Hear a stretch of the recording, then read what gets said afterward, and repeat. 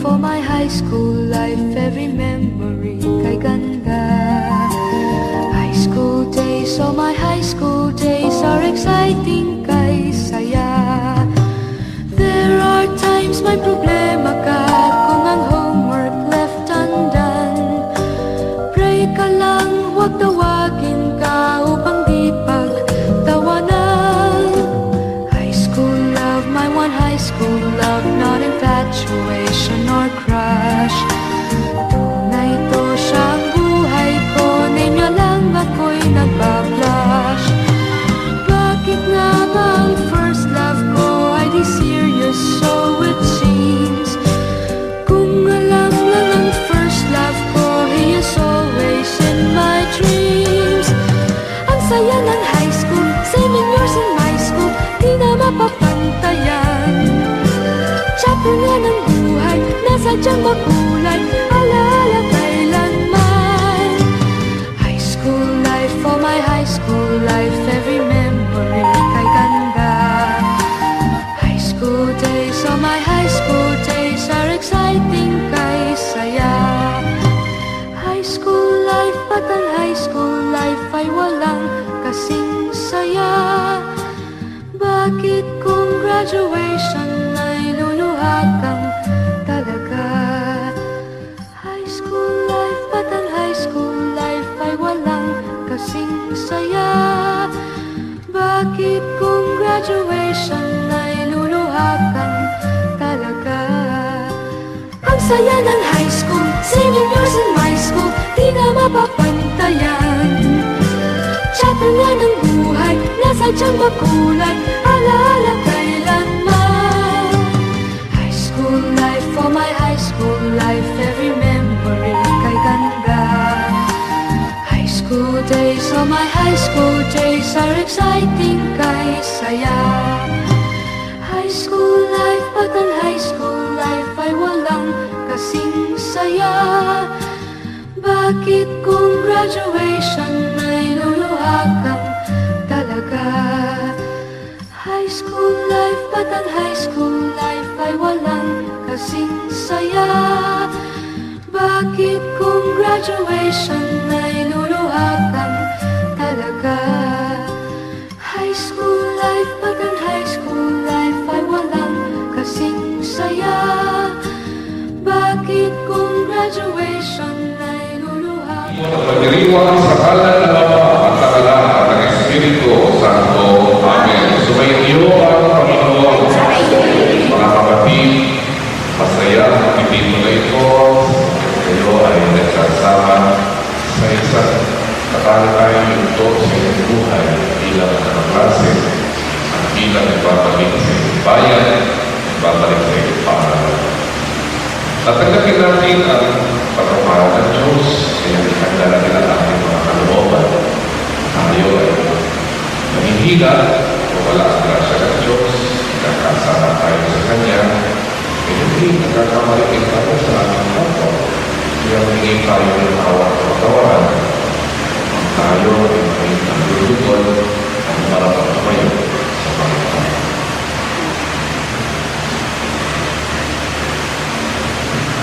Inaamin ko sa kapangyarihan ng Diyos at sa inyong mga kapatid na lukha ang nagkasama sa isip, sa salita, sa loob.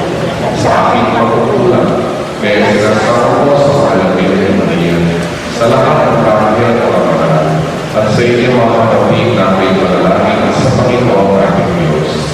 Hawa tayo ng kapangyarihan ng Diyos, patawarin tayo sa ating mga kasalanan at magtubayan tayo sa buhay na walang hanggan. Panginoon, kaawaan mo kami. Kristo, kaawaan mo kami. Panginoon, kaawaan mo kami. Manalangin tayo.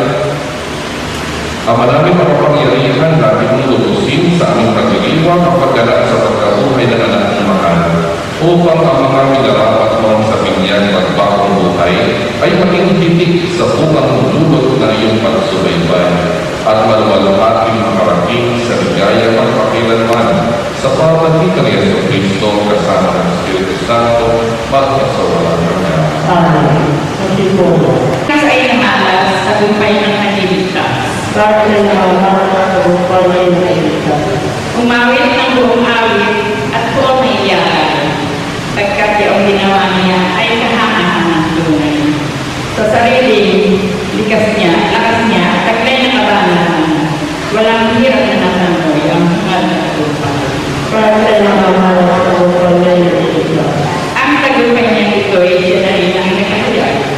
Sa harap ng mga bansay na hayag at pagkiligtas, ang pangako sa Israel, buo niyang tinutupad, buo na itong galak na purihin sa pag-awi. Bakit na namamahala sa bukal na inaita? May iwan. Alleluia, Alleluia. Kapag ang aking salita sa inyo na ilambanan,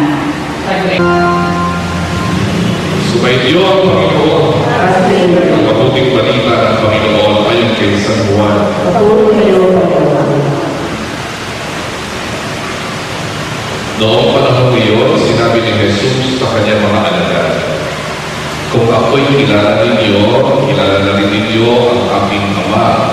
Mula ngayon ay kilala na siya at inyong nakikita." Sinabi sa kanya ni Felipe, "Panginoon, ipakita po ninyo sa amin ang Ama at masisiyahan na kami." Sumagot si Jesus, "Patagalan ninyo ang kasama, Felipe. Di yan hindi mo pa ako nakikilala. Ang nakakita sa akin ay nakakita na sa Ama. Bakit mo sinasabing ipakita mo sa amin ang Ama? Hindi ka ba naniniwala na ako'y sumasa Ama at ang Ama ay sumasa akin?" Ang mga salita na sinasabi ko ay hindi ko sinasabi sa ganang aking sarili. Ang Ama ang sumasa akin at gumaganap ng kanyang mga gawain. Maniwala kayo sa akin na ako'y sumasa Ama at ang Ama ay sumasa akin. Kung ayaw ninyong maniwala sa sinasabi ko, maniwala kayo dahil sa mga gawang ito. Sinasabi ko sa inyo, ang nananalig sa akin ay magagagawa ng mga ginagawa ko at higit pa rito, sapagkat pupunta na ako sa Ama. At anumang hilingin ninyo sa Ama sa aking pangalan, ay gagawin ko upang mapakawalan ng Ama sa pamamagitan ng anak. Gagawin ko ang anumang hihilingin ninyo sa pangalan ko. Ang mabuting balita ng Panginoon. Patuloy na aming Panginoon sa inyo. Magtimpo. Ang umaga sa inyo lahat.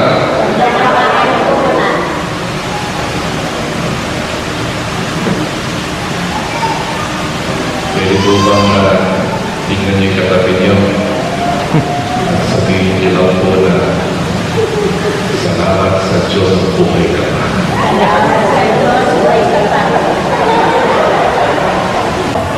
Mababain po yung mga yung mga nag-iiwan po pinagduro pa ng Diyos na sarang kubra. Long life, nag-iwas long and happy life. Kaya naman yun talaga na sasama-sama kayo, and you want to start this day by praying to bless you with good life and for giving you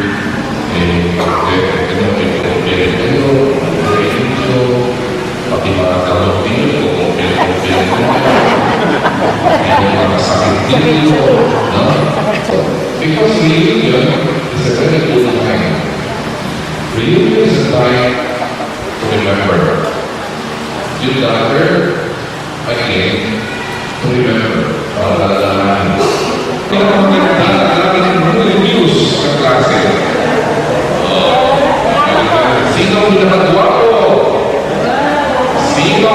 Sino sa inyo ang pinakamaraming kaibigan? Mga kaibigan. Sino ang pinakamabait? Alam naman ninyo kasi yung mga sinasabi ko sa inyo, lahat ng yan. Yung mga mga katangian ng Diyos, divine characteristics. Kaya kapag tayo nakilala namin ng mabalik, ibig sabihin, we expected God's kindness. Kung tayo pati naging tulong, we reflected God's intelligence. Sapagkat lahat naman tayo is a reflection of God. God's goodness and greatness. Amen. Sabi ng Diyos, I will make you in my own image. Let us make man an image. So you are an image of God. And that when you remember your goodness, the goodness of your classmates, you remember God. God is in your midst. Ito magandang nangyayari niya. So, let us remember and remembrance brings happiness to us. Amen. Reunion is a time to remember. Pangalawa, reunion also is a time to share your stories. What happened to you? Marami na rin tayo makakulago sa buwan natin sa parang buhay ito o sa pagkakarin. Also, to remind us what stories have been created in our lives and what stories have been living in our lives. Naisipan namin. So, reunion, not only a time to remember, not only a time to share your stories, sana natin lang ito. It is also a time to go back for the most part kung saan tayo nagmula. Kung saan siyempre babalik mo, si Ma'am, ganito, hindi siya dati ng ginagawa natin sa araw. It's really a good time to go back to where we most part. And to remind us all that we all go out to have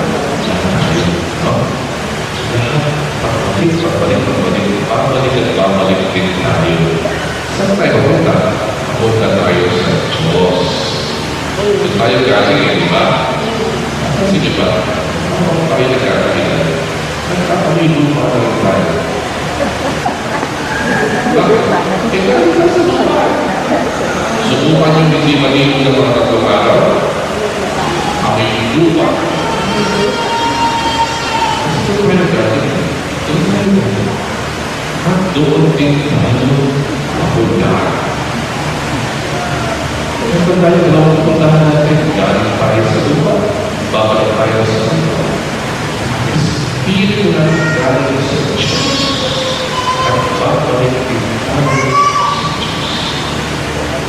Kaya kapag kayo nagbalik sa inyong nakaraan, where we all started, remind mo din sa sarili. Yung pinag-gawin mas malalim, mas mahalaga. Grabe mo sa lupa, babalik ka sa lupa. At gawin ako sa Diyos, babalik din ako sa Diyos. Mga kapatid, paalala, masaya kayo, pero mahirap niyo maraming natin stroke. Yung sobrang saya, hindi rin maganda. Alam niyo, sa Santo Tomas nagpapakala sa atin, sa Santo Tomas de Aquino, before sa pag-aaral ng university, tinuturo sa atin that the key to happiness is moderation. Sabihin niyo ba moderation? Ano bang ibig sabihin? Lahat daw na natin sa sobra, masama. Baka sobra kayo ng kain. Hindi na kayo makakinig sa puso, masama. Baka sobra ng saya, masama din. Baka sumobra nila alam nila dahil masama. Kaya enjoy this day.